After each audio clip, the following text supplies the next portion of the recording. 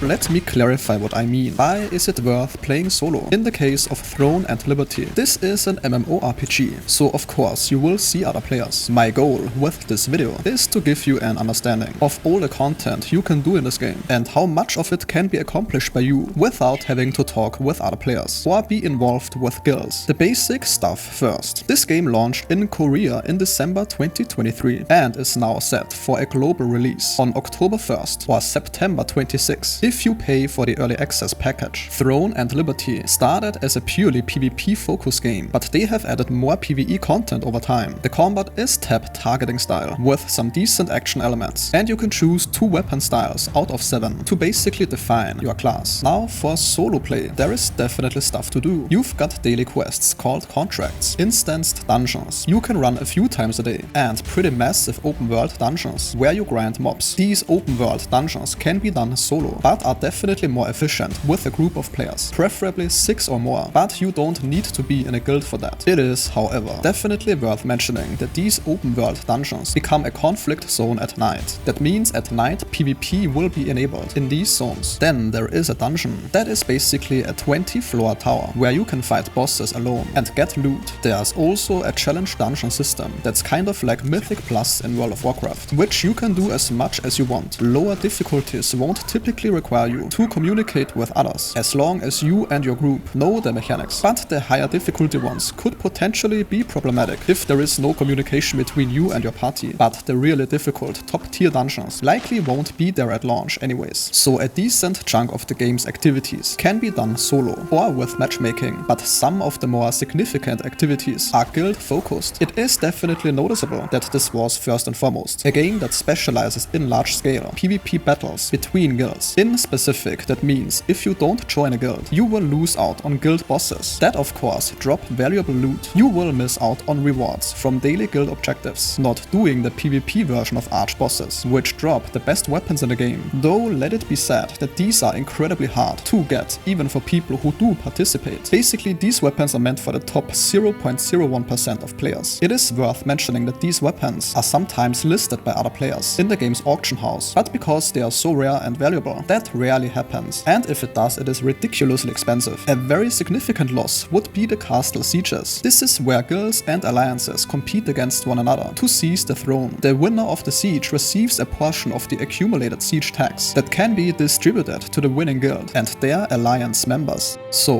while it is clear that a good chunk of this game's content, especially the meaty, significant parts, are built around PvP, the fact that the developers managed to add all these PvE activities in just under a year, and the fact that they openly communicated that they aim to bring as much PvE content to the game as PvP, sounds pretty convincing. And since the game is free on October 1st, yes, I would say it's definitely worth giving it a shot as a solo player, because let's say, even if you do crave all that extra loot from guild related stuff, you can always just join a guild for these rewards and not bother interacting with them aside from that. And who knows, maybe you actually will start enjoying the social aspect of the game as well. And that sentence concludes today's video. If your time was respected, a like or comment is very much appreciated.